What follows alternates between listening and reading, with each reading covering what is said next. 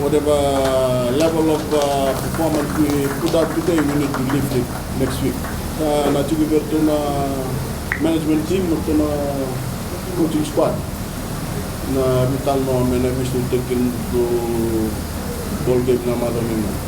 But today, I don't think the people that came to watch expected the squad this high against the Maori All Blacks. Naman siguro lagi cukup dengan All Blacks, kita lagi ada Super 15. So we played a wonderful game today against that team.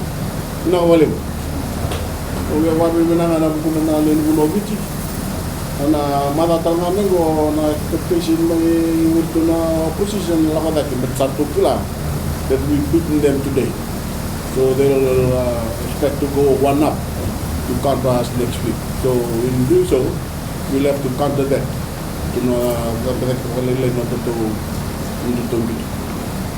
Otherwise, all I can say is, thank you. Now, boys.